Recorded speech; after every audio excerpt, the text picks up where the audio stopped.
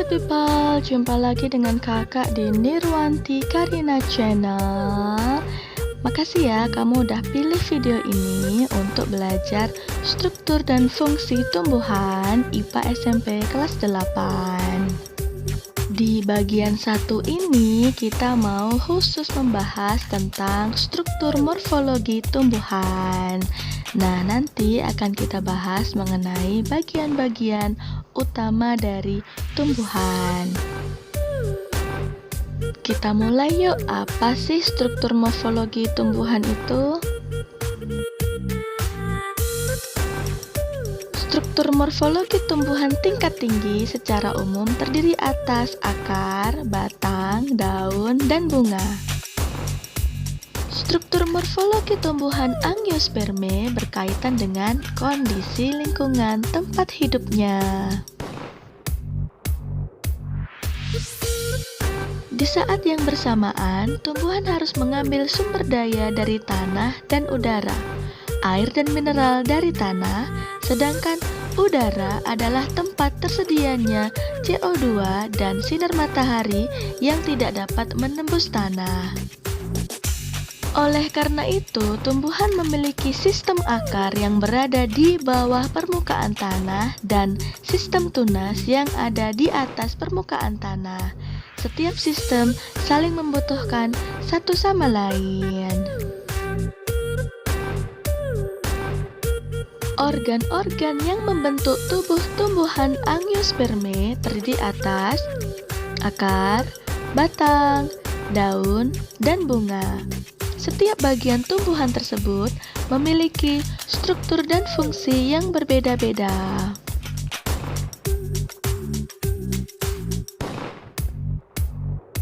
Satu, akar.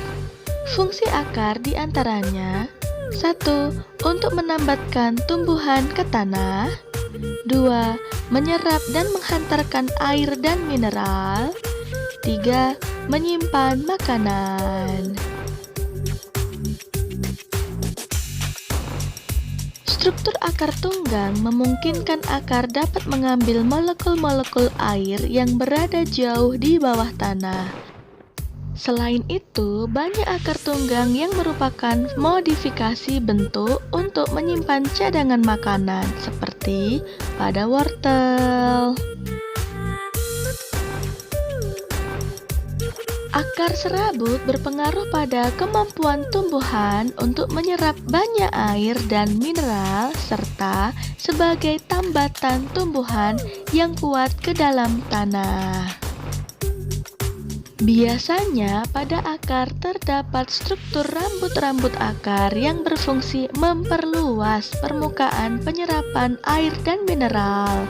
Rambut akar merupakan perluasan dari sel-sel epidermis akar.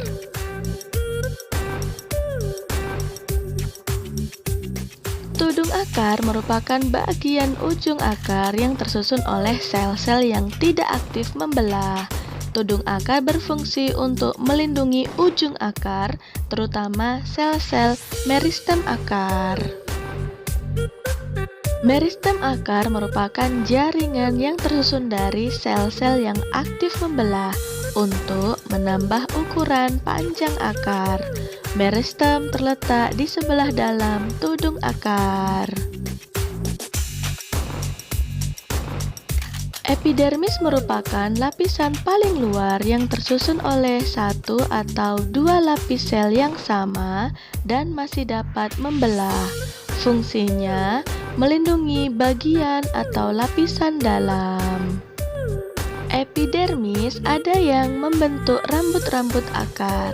Di sebelah dalam epidermis terdapat korteks dan endodermis sebagai penguat atau penyokong bentuk akar.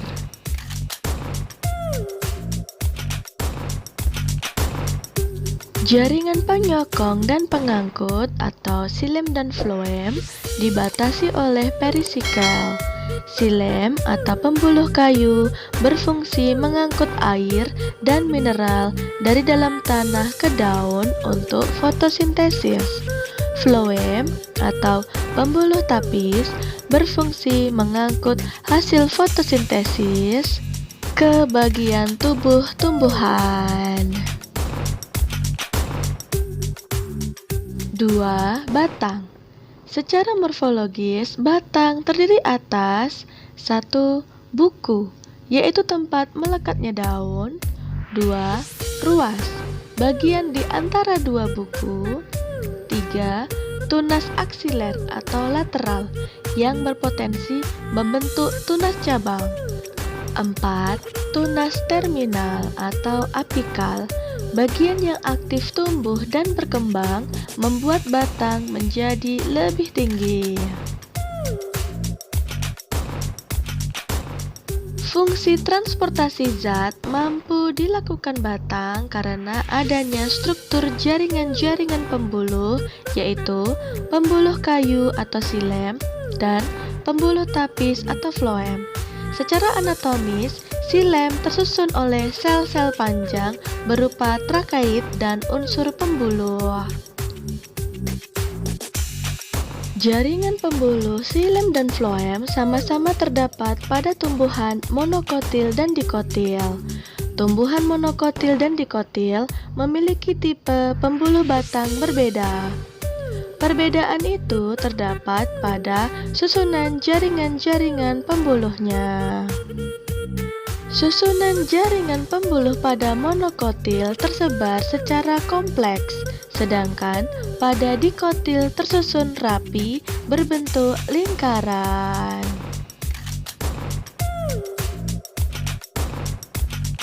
Secara anatomis, struktur batang tersusun atas lapisan-lapisan jaringan.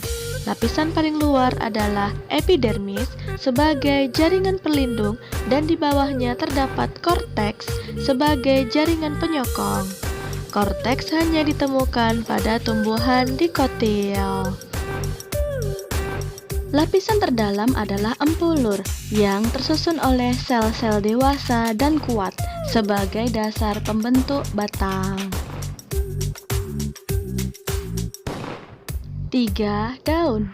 Daun merupakan organ utama tempat terjadinya fotosintesis.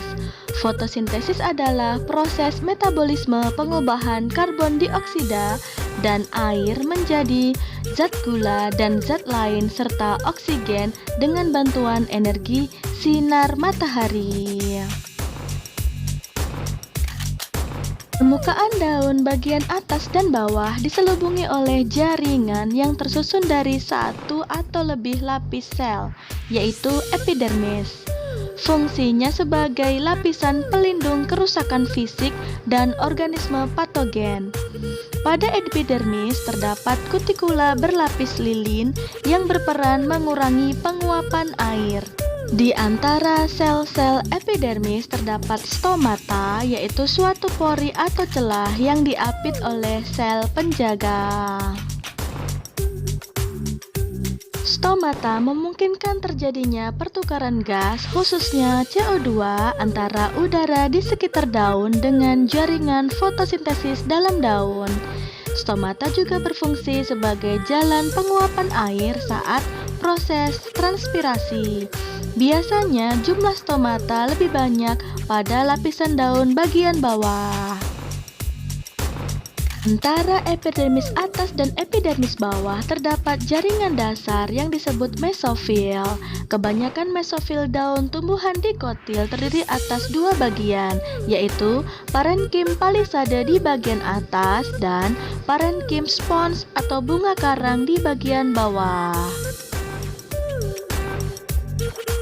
Parenkim palisade tersusun atas sel berbentuk kolumner yang di dalamnya terdapat kloroplas.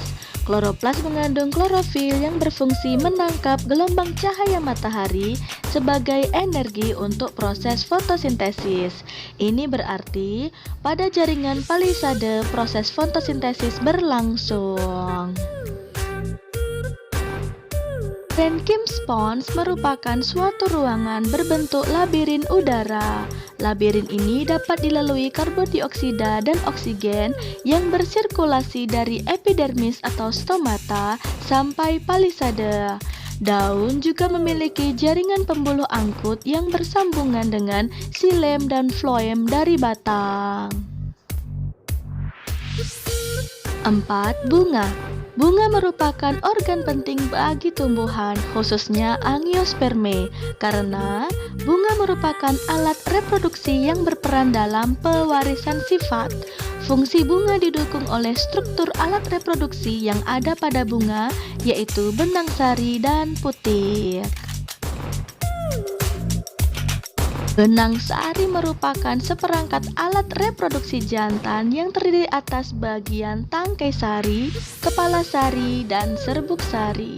Putik merupakan alat reproduksi betina yang terdiri atas bagian tangkai putik, kepala putik, dan bakal buah.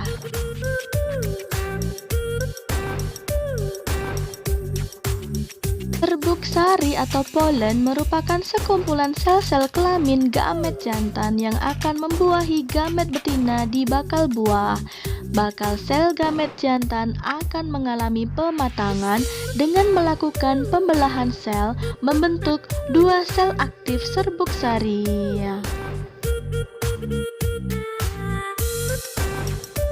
Saat terjadi penyerbukan, yaitu menempelnya serbuk sari ke kepala putik, dua sel tersebut akan menjadi inti vegetatif dan inti generatif. Inti vegetatif yang ada di bawah inti generatif membuat saluran untuk inti generatif menuju kantung bakal buah. Di dalam kantung bakal buah, satu bakal gamet betina akan membelah membentuk sel telur dan sel bakal endosperma. Saat inti vegetatif dan inti generatif mencapai kantung bakal buah, inti vegetatif akan membuahi sel bakal endosperma. Inti generatif akan membuahi sel telur membentuk embrio. Embrio bersama endosperma akan berkembang menjadi biji sebagai calon individu baru. Nah, demikian tadi penjelasan mengenai struktur dan fungsi tumbuhan bagian 1, yaitu struktur morfologi tumbuhan. Jangan lupa untuk klik like, komen, dan subscribe channel ini agar kamu mendapatkan update video pembelajaran IPA terbaru dari kakak. Belajar IPA itu asik dan semakin asik belajar dengan channel ini. Terima kasih.